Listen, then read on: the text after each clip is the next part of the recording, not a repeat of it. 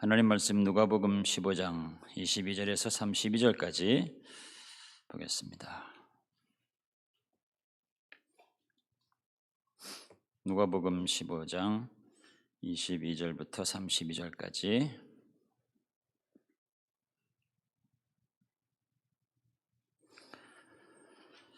같이 한 목소리로 봉독합니다. 시작.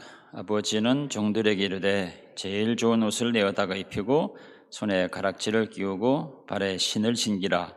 그리고 살진 송아지를 끌어다가 잡으라. 우리가 먹고 즐기자. 이 내 아들은 죽었다가 다시 살아났으며 내가 잃었다가 다시 얻었노라 하니 그들이 즐거워하더라.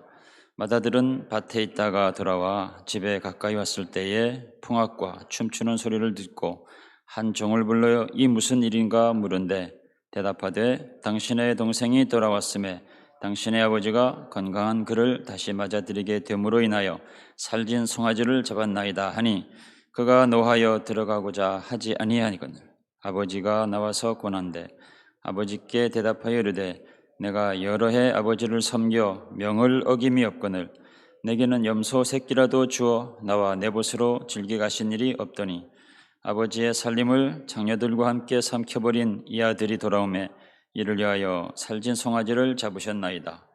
아버지가 이르되 너는 항상 나와 함께 있으니 내 것이 다 내 것이로되 이 내 동생은 죽었다가 살아났으며 내가 잃었다가 얻었기로 우리가 즐거워하고 기뻐하는 것이 마땅하다 아니라.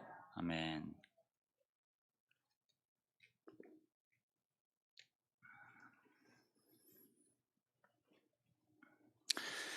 누가복음 15장에는 이제 세 가지 비유가 나옵니다. 유명한 세 가지 비유죠. 세 가지 비유의 이제 공통점은 주인이 아주 귀중하고 소중한 것을 잃어버리게 됐는데 그것은 이제 열심히 찾게 되는 이야기입니다. 또 세 비유의 이제 차이점도 있는데 앞에 두 비유는 이제 한 마리 어린 양을 찾은 것과 잃어버린 한 드라크마를 찾은 그 비유입니다. 그거는 이제 금방 찾습니다. 하룻밤이 지나고 나서 열심히 찾았더니 결국은 찾아냈거든요. 한 마리 양도 찾아냈고 잃어버린 한 드라크마도 찾아냈습니다. 근데 세 번째 비유는 이 잃어버린 아들은 금방 찾지를 못했습니다. 결과적으로는 이제 그 아들이 돌아오긴 했지만 다른 앞에 두 가지는 하룻밤에 다 찾았지만 하룻밤이 아니라 오랜 세월이 지나도록 찾지를 못했습니다. 그리고 그 이야기는 굉장히 긴 이야기죠. 그런 차이점이 있습니다.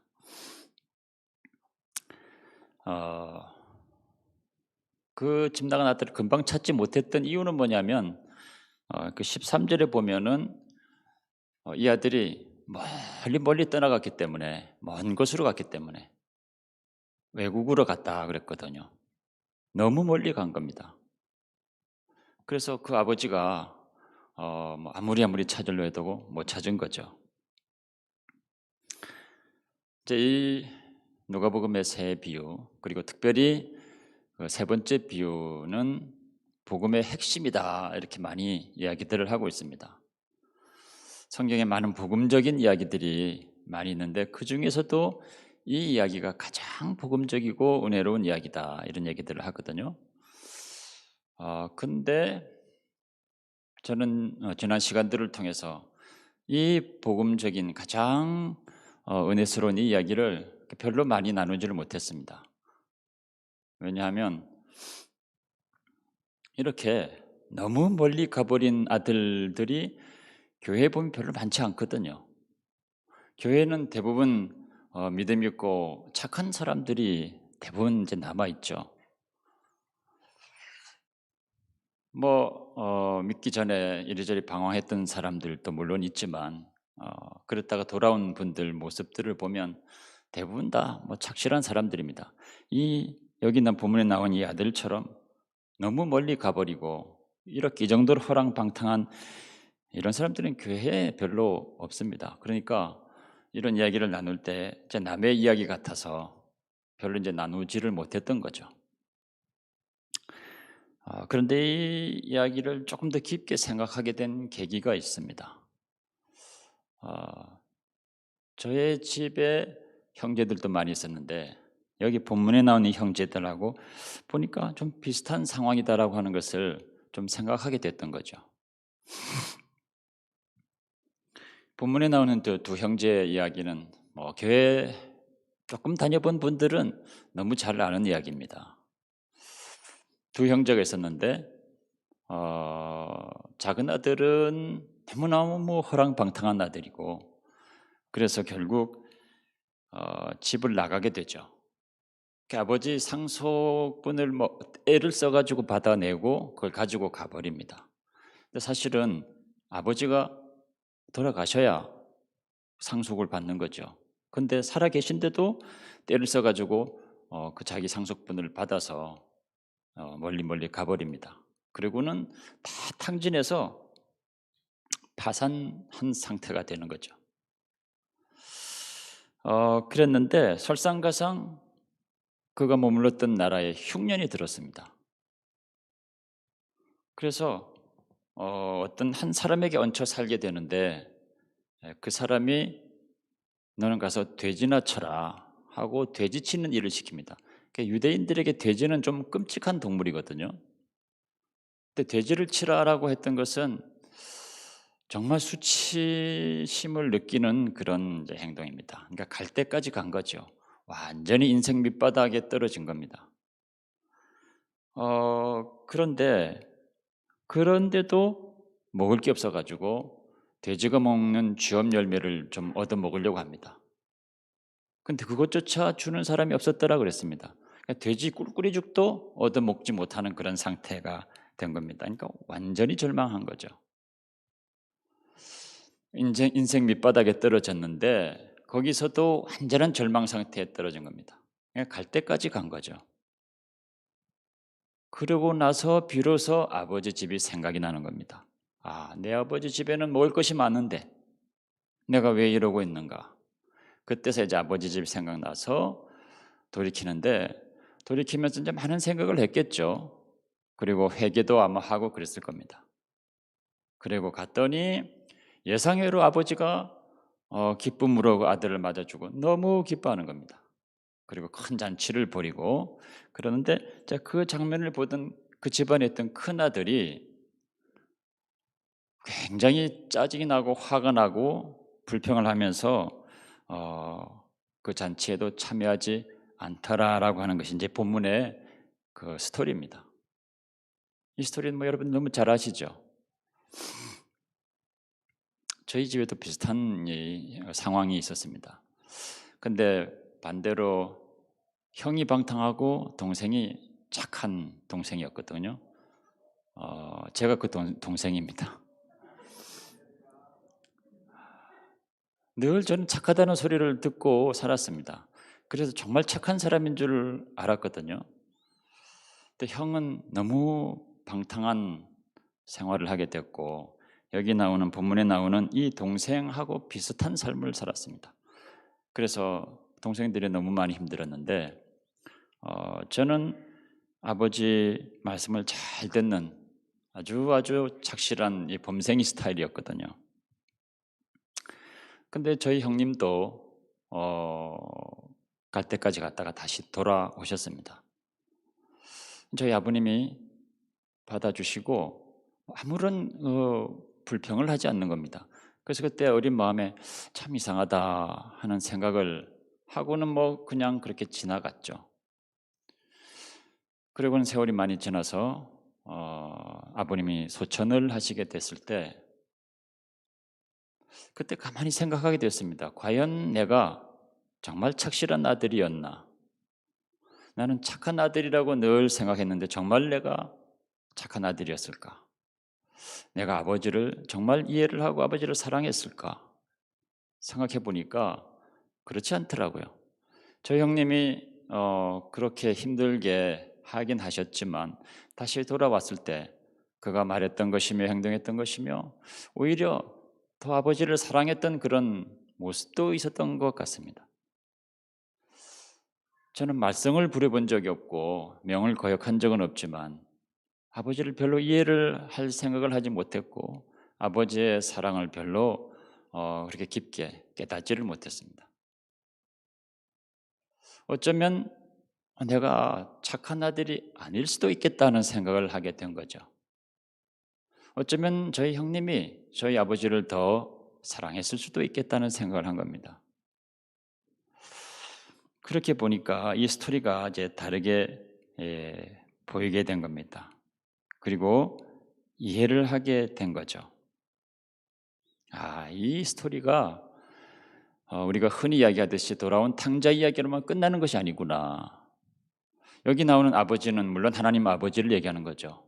이 하나님 아버지가 단순히 방탕한 아들, 돌아오는 아들, 작은 아들, 그 한 아들을 보고 기뻐했다는 이야기로 끝나는 것이 아니다라고 하는 사실을 알게 된 겁니다. 그 아들은 그 아들대로 사랑하는 아버지의 마음이 있고 또 큰아들은 큰아들대로 그에 가진 문제가 무엇이며 또 그 아버지는 그 큰아들을 어떻게 사랑했는지를 말씀하려고 했다는 겁니다. 이 스토리 시작을 가만 보면 이제 이게 15장 시작할 때 1절과 2절에서 이렇게 얘기하고 있습니다. 15장 1절에서 그러니까 예수님께서 이 이야기를 누구에게 하고 있느냐라고 하는 겁니다. 그러니까 이 예수님의 이 이야기를 듣고 있는 사람들이 어떤 사람들이냐라고 하는 것을 1절, 2절에서 얘기하고 있습니다.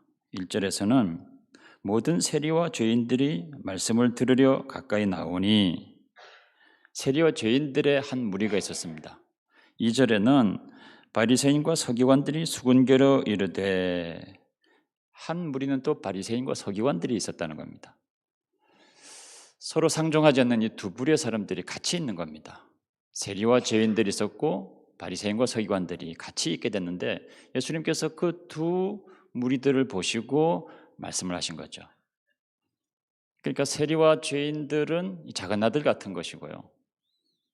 또 바리새인과 서기관들은 큰 아들 같은 그런 이제 사람들이죠. 그 사람들에게 같이 이제 말씀을 한 겁니다. 그러니까 교회를 떠났던 사람들, 교회를 떠난 사람들, 또 교회를 오지 않고 세상에 있는 사람들, 그런 한 부류의 사람들도 있고 교회 안에서 착실하게 신앙생활하는 것처럼 보이는 또 한 무리가 있는 것입니다. 그 둘을 향해서 주님께서 하시는 말씀인 거죠. 그러니까 이게 우리랑 상관없는 탕자 이야기로만 끝나는 것이 아니라 어쩌면 우리 안에 그럴듯해 보이는 모습으로 있는 우리들에게 하시는 말씀일 수도 있다는 겁니다. 둘 다에게 하시는 말씀인 거죠. 그래서 오늘은 그 큰아들의 포커스를 좀 두고 말씀을 나누는 것입니다. 지금 잔치가 벌어져서 모든 사람들이 다 행복해하고 있습니다. 아버지는 뭐 말할 것도 없고 너무 기뻐서 지금 잔치를 벌이고 재산 1호 뭐 다 그냥 잡아가지고 잔치를 벌이고 있습니다. 덩달아서 잔치를 벌이고 있는 하인들도 신나가지고 축제 분위기인 거죠. 처음에는 풀이 죽어서 들어왔던 이 작은 아들도 같이 기뻐하고 있습니다. 모든 사람들이 다 기뻐하고 있습니다. 근데 이 집에서 딱 한 사람, 큰아들이 굉장히 화가 나 있습니다. 이 큰아들만 지금 기뻐하지 못하고 있는 거죠. 큰아들이 기뻐하지 못하고 있는 그 모습을 좀 돌아봅니다. 첫 번째는 이 동생이 돌아온 것이 전혀 기쁘질 않습니다. 이 동생이 집을 나갔을 때 그래도 형이면은 동생을 이 아버지처럼 찾아 나서거나 아니면 수소문을 하거나 뭐 그래야 될 것 아니겠습니까? 근데 관심이 없습니다. 동생이 집을 나가고 그런 상황인데 아버지처럼 이렇게 안타깝지도 않고 안타깝게 찾는 노력도 하지도 않고 오히려 부끄럽게 생각합니다. 들리는 소문 뭐 들어보면 너무 부끄럽고 수치스러운 집안의 그런 수치스러운 모습밖에 여겨지지 않으니까 동생이 다시 돌아왔을 때도 전혀 기쁘지 않는 겁니다. 그런 동생을 위해서 잔치까지 벌인다니 말이 안 된다고 생각하는 거죠. 그 화가 나가지고 잔치에 들어가기를 거절을 한 겁니다. 나는 거기 안 가겠다 하고 투정을 부리고 있는 겁니다. 마치 니느웨 백성들이 요나의 그 전한 말씀을 듣고 다 회개하게 될 때 그 모습을 보고 요나가 오히려 막 화가 나서 괴로워하는 장면들이 나오죠. 마치 그와 같은 모습 같은 겁니다. 그러니까 동생이 돌아온 것이 이 형은 별로 기쁘지 않습니다. 그리고 또 이 아버지 행동이 이해가 되지를 않는 겁니다. 아버지가 어떻게 저렇게 행동할까? 아버지를 이해할 수 없습니다. 왜냐하면은 본래 이 큰아들이 아버지에 대해서 그렇게 깊은 관심이 없었던 겁니다. 아버지가 아들을 잃어버리고 그렇게 고민하고 그렇게 괴로워하고 그런 마음을 이해를 못했습니다. 이해할 생각이 없었던 거죠. 또 아버지가 저렇게 기뻐하는 것이 왜 저렇게 기뻐하는지 관심이 없습니다. 아버지가 슬퍼하는 일에도 아버지가 기뻐하는 일에도 큰 관심이 없었던 거죠. 그런 아버지 모습이 또 이해가 안 됩니다. 그래서 아버지에게 이렇게 얘기하죠. 수년을 아버지 집에서 섬겨 명을 어김이 없었는데 내게는 염소 새끼라도 주어 나와 내 벗으로 즐기게 하신 일이 없더니 그런 얘기를 하죠. 여기서 여러 해 아버지를 섬겨 그럴 때 이 섬긴다는 이 단어가 그냥 우리말로 보면은 그냥 잘 순종하고 섬겼구나 이렇게 생각할 수 있지만 이제 이 성경이 기록된 원어 헬라어로 보게 되면 이 단어가 종처럼 일을 했다 이런 단어를 쓰고 있습니다. 내가 아버지를 수년 동안 내가 종처럼 그냥 이렇게 할 수 없이 일을 했다 이런 말이죠. 그러니까 기쁨으로 순종하고 아버지를 정말 그 글자 그대로 섬기고 이런 것이 아니라 그냥 종처럼 일만 열심히 했습니다. 애를 악물고 그런 뜻입니다. 그러니까 기쁜 마음으로 아버지를 섬겼던 것이 아니고 그냥 하여튼 열심히 일한 겁니다. 왜 그랬을까요? 아버지를 위해서 그런 것이 아닌 거죠. 자기를 위해서 그런 겁니다. 그렇게 하고 나서 결국에는 자기가 맏아들이니까 상속을 받게 될 것 아닙니까? 뭐 그런저런 것에 관심이 있었던 거죠.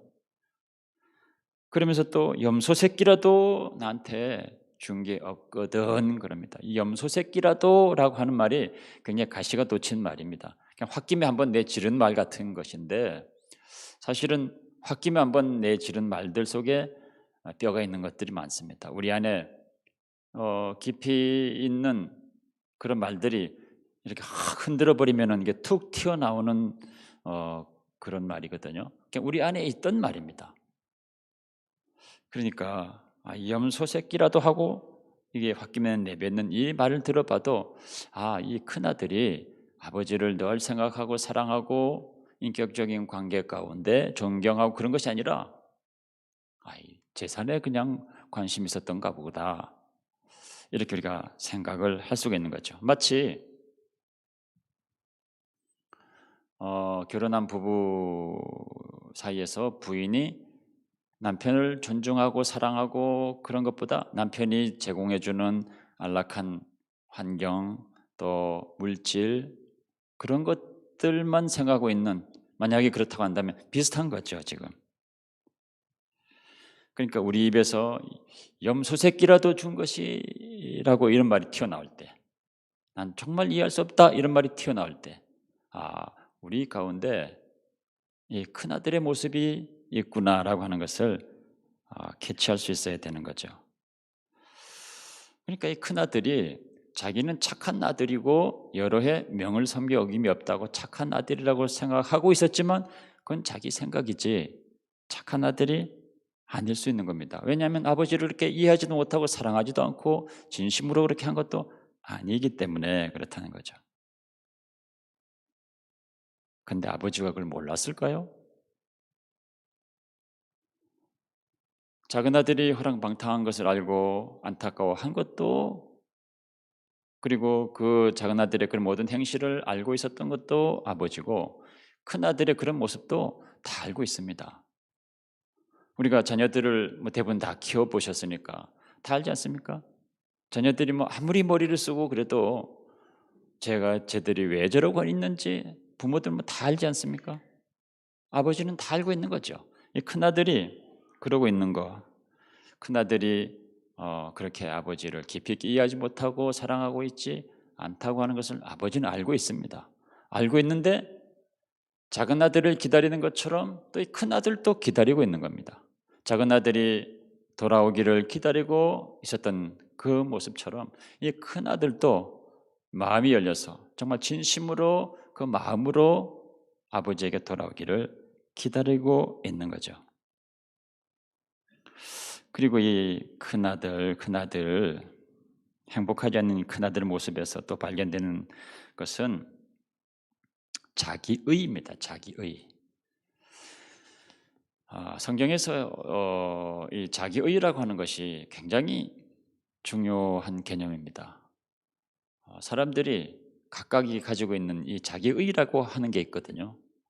근데 이거를 사람들이 잘 모릅니다. 그래서 이것을 이 자기의라고 하는 것은 교만이기도 하고 자기가 기준이 되고 자기가 마치 하나님처럼 여기고 있는 그런 것들, 나는 옳다고 여기는 것들, 그런 것들이 있는데요. 이걸 우리가 잘 발견을 하고 이거를 하나님 앞에 내려놓아야 됩니다.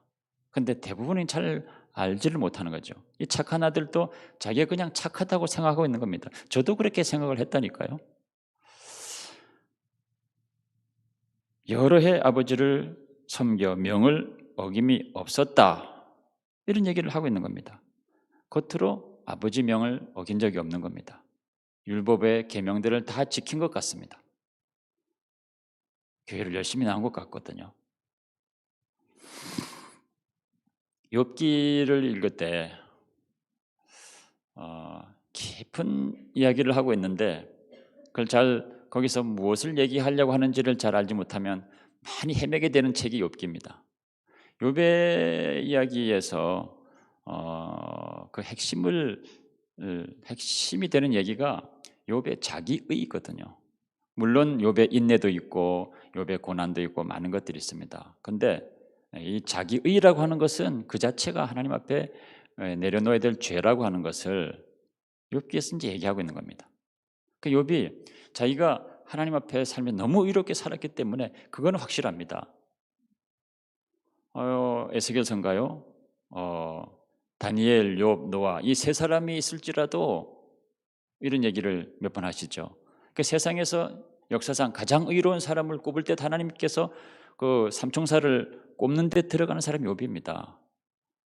그렇게 의롭게 의로운 행동을 했던 사람이죠. 욥은 그렇게 생각하고 있었으니까 그러니까 자기 그렇게 했는데 자기 스스로 의롭다고 생각한 것이 이제 문제인 겁니다. 그래서 이제 새 친구들과 계속 논쟁하는 가운데 그 자기의가 무엇인지가 마침내 이제 수면에 드러나죠. 그 이야기인데 욥도 마찬가지인 겁니다. 욥도 욥의 친구들하고 싸웠던 얘기들 중에 계속 하고 있는 고백이 내가 여러 해 하나님을 섬겨 그 명을 어긴 적이 한 번도 없었다. 이것이 욥의 고백이기도 한 것이고 이 지금 큰아들이 얘기하고 있는 것과 같은 거죠. 그런 의의로 자기 동생을 정죄하고 또 아버지를 이해하지 못하고 스스로 모든 관계들이 다 단절되어가는 그런 모습을 보이고 있는 겁니다. 그래서 결국 이 두 아들의 이야기를 통해서 주님께서 우리에게 말씀하고자 하는 것이 뭐냐? 이 두 이야기를 통해서 이 두 부류의 사람들에게 말씀하시면서 말씀하시고자 하는 것이 이제 드러나는 겁니다. 첫 번째가 뭐냐면 도대체 죄라고 하는 것이 뭐냐라고 하는 겁니다. 우리가 보통 죄하면 이 작은 아들이 지었던 이 허랑방탕한 그런 도덕적인 그런 행위들만 죄라고 생각하거든요. 근데 그것만이 아니라는 겁니다. 이 큰 아들과 같이 그 뿌리 깊은 자기의 교만, 자기가 옳다고 생각하고 그것으로 모든 것들을 판단하는 것. 자기가 계명을 쫓아서 그렇게 계명을 잘 지키고 했기 때문에 자기는 의롭다고 여기는 것. 그것으로 하나님처럼 모든 것들을 판단하고 하는 그 모든 그것이 그것이 하나님 앞에 정말 회개해야 될 죄라고 하는 것을 말씀하고 있는 겁니다. 그러니까 작은 아들은 작은 아들대로, 큰 아들은 큰 아들대로 하나님 앞에 회개해야 될 그런 것들이 있는 거죠. 그거를 회개해야 된다라고 하는 것을 말씀하고 있습니다.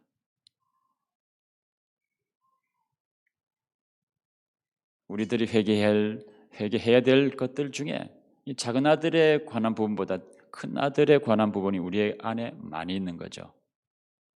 두 번째는 이 아버지의 모습입니다. 아버지. 이 아버지는 작은 아들도 기다리고 큰 아들도 기다리고 이 두 아들을 다 기다리시는 분입니다. 그러니까 아버지 사랑을 알지 못하고 작은 아들이 떠나기도 하고 그런 것처럼 큰 아들도 마찬가지로 그런 면에서는 아버지 사랑을 알지 못하고 집에 머물러 있었지만 그 사랑을 알지 못하고 깨닫지 못하고 그냥 있었던 거죠.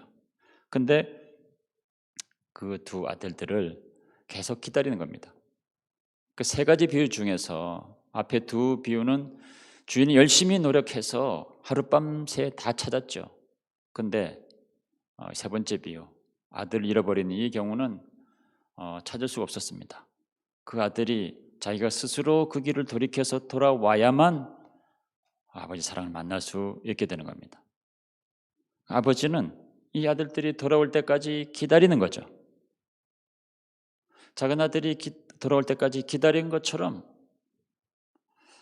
우리도 큰 아들 같은 우리도 하나님께로 완전히 돌아오고 우리의 교만한 마음, 높아진 마음, 우리의 이런 것들을 다 내려놓고 하나님의 마음을 이해하고 하나님 정말 사랑하는 그곳으로 돌아오기를 아버지가 기다리고 계시는 겁니다.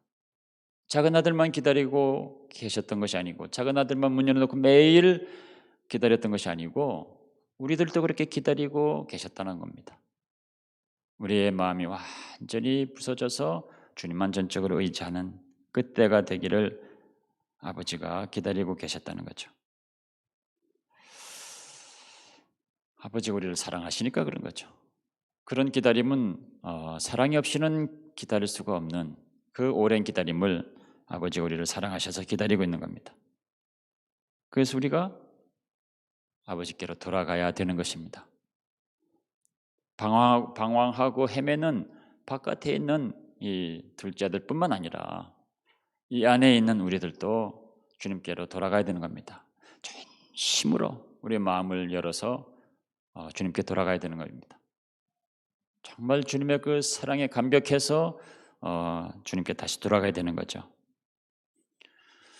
우리들의 모습을 그래서 정말 돌아보기를 원하는 것입니다. 이 말씀을 통해서 내 모습을 돌아보기를 원하는 거죠. 나는 어떤 모습인가? 정말 우리가 고통받는 이 동생과 같은 사람들, 그런 사람들의 무관심했던 것은 아닐까? 동생이 돌아오려고 하는데 우리가 너무 무관심했던 것은 아닐까? 또 아버지에 대해서, 이 하나님 아버지에 대해서 아버지가 걱정하는 것, 아버지가 염려하는 것, 아버지가 또 기뻐하는 것에 대해서 우리가 별로 관심이 없었던 것은 아닐까? 아버지가 기뻐하는 것이 어떤 것인지 알다면 그것을 위해서 우리가 아버지를 기쁘게 하려고 노력을 하지 않았겠습니까? 우리가 아버지에 대해서 또 너무 무관심했던 것이 아닌가?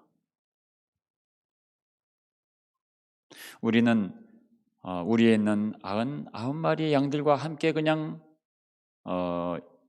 놀고 있을 때 주님은 잃어버린 한 마리 양과 함께 계시죠. 그런 주님께 우리가 정말 관심을 두고 있었던가 돌아보기를 원하는 겁니다. 요한복음 8장에 나오는